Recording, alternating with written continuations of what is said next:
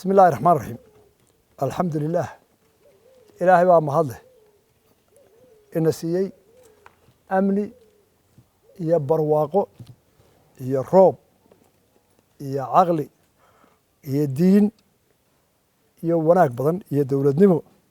إله سام هذا ومهضنا قناه إنه كل شكر له إنه قلنا وحين وناتشنا وناكسن كوركا ساك وحكى عي dagaal uu ka dhacay magaalada la yiraahdo Fadhigaab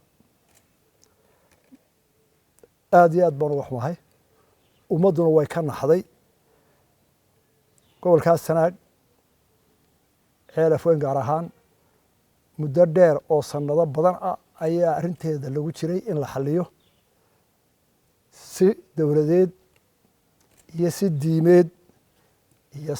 si dadnimo intaba waa loo galo waa lagu xalliyay muddo dheer iyo waqti badan iyo daal badan ayay Soomaaliland oo dhan u gashay in arinta xal waara laga gaaro waana la isla afgartay nasiib darro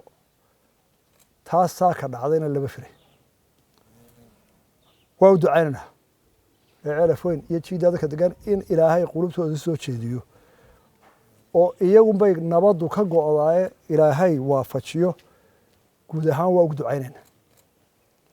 waxaan leeyahay dagaalka la joojiyo bishii Ramadaan waa inagu soo dhawday Ilaahayna barwaaqo badan iyo roob iyo nimciina siiyay nabadna waa ina siiyay maanta col kale oo cudurina waa ina hayaanu ka baqayno adduunka dhan haya maanta waa maalintii la wada jiri lahaa ee la iskaashan lahaa maaha maalintii xabad isku bilaabi lahaa waxa garadka iyo waayeelka waxaan u soo jeedinayaa in arinta halka lagu joojiyo taa intaasaan ku dhaafayaa cudurkan maanta adduunka gelgelay COVID-19 Ilaahay maad ka gadhay wali waa sahlanahay dalkeena cudurka waa lagu arkay waa lagu hayaa kaysas dhowra Ilaahum ba aynu barayeen inuu naga badbaadiyo waayo waa xanuun aan dal xoog leh iyo dal dhaqaale leh iyo dal caafimaadkiisu wanaagsan yahay iyo ku aan lahayn iyo ku faqiira waa u siman oo wuu simay adduunka oo dhan Ilaahay waxaan ku rajaynaynaa inuu naga nabadgeliyo oo arintaasi sahlan Ilaahay nooga dhigo safmar fudud oo inta ay tahay aan inagu dhaafin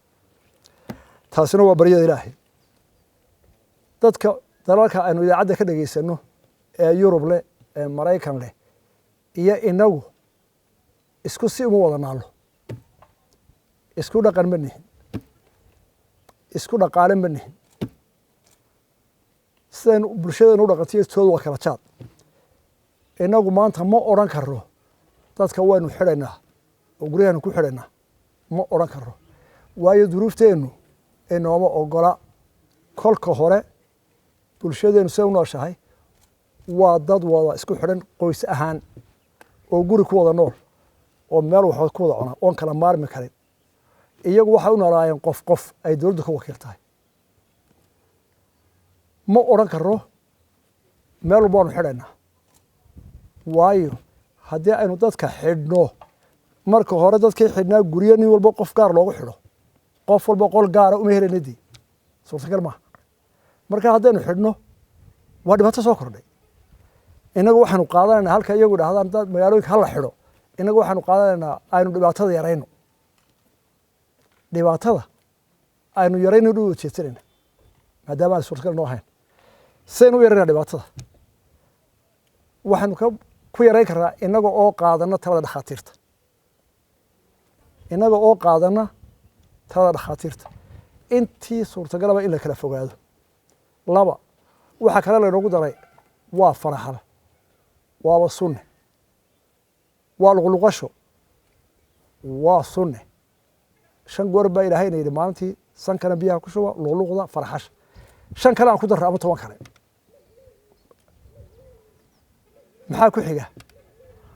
waxa ku xiga dadka waayeelka ah iyo dadka cudurrada gaarka qaba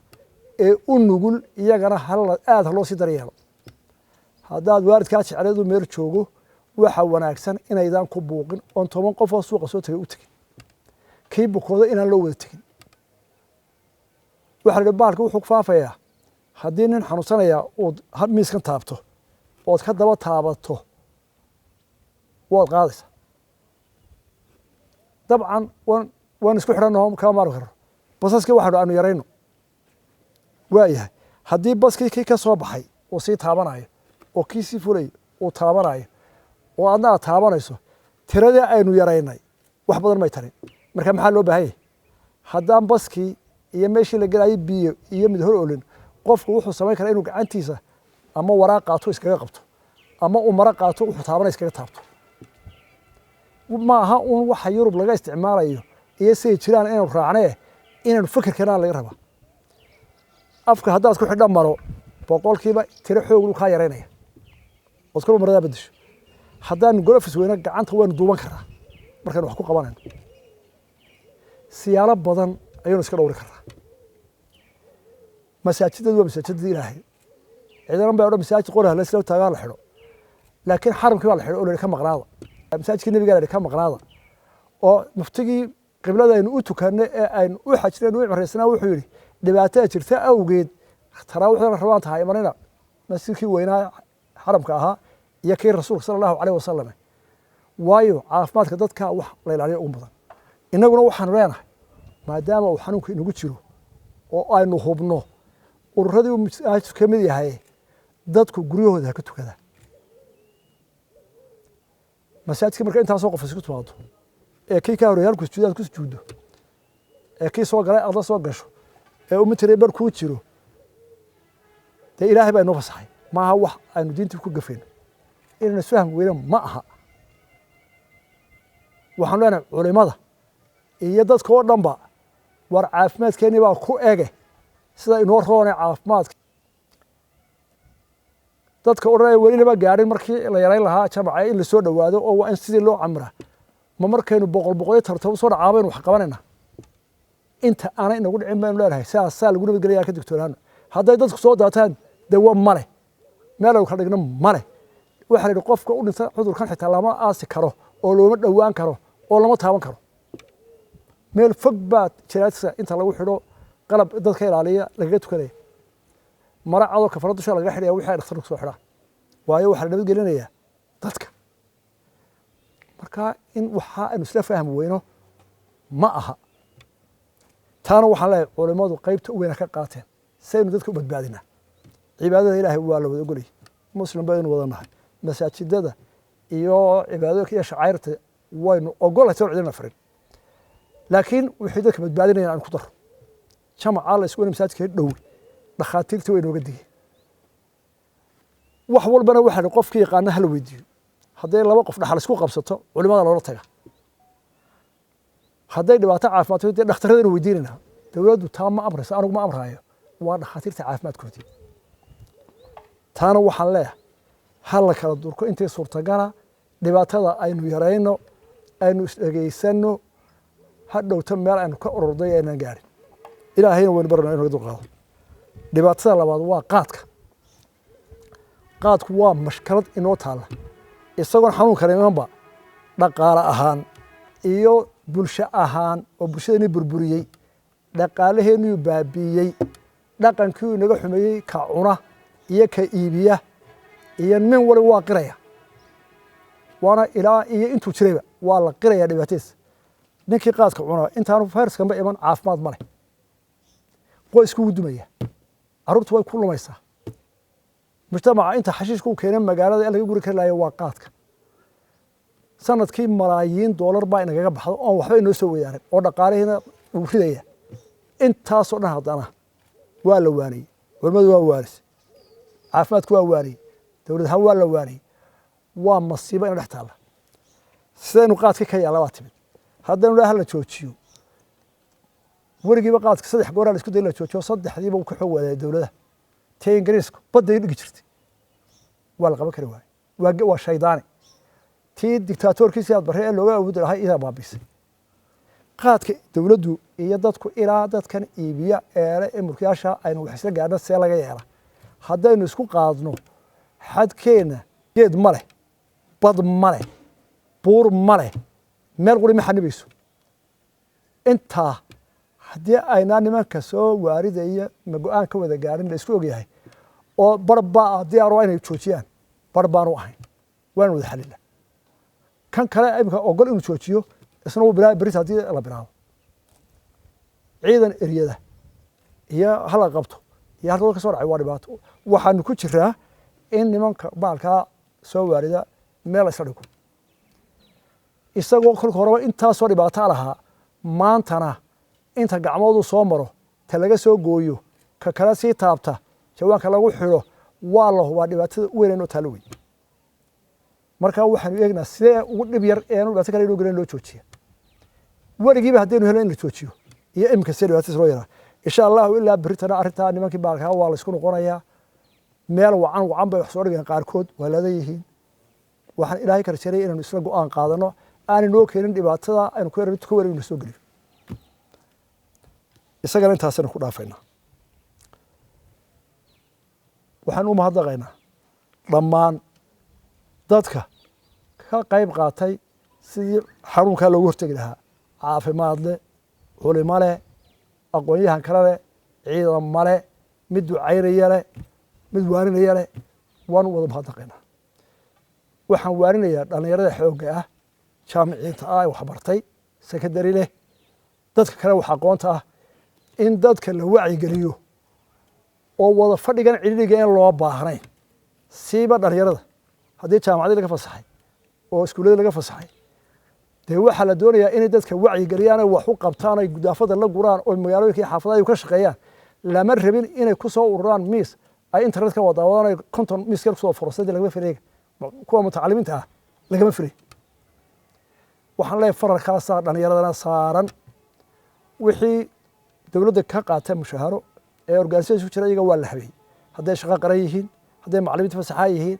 iyaga gobollooda lagu xidhay waxay la howlgelayaan gobollada haddii nadaafadda guraayo haddii dadka wax soo dhacaano loo gurmanayo hawshaasi haya inta kale faraha badanna waa in ay ka qayb qaataan sidii cudurka looga ay tusaale noqdaan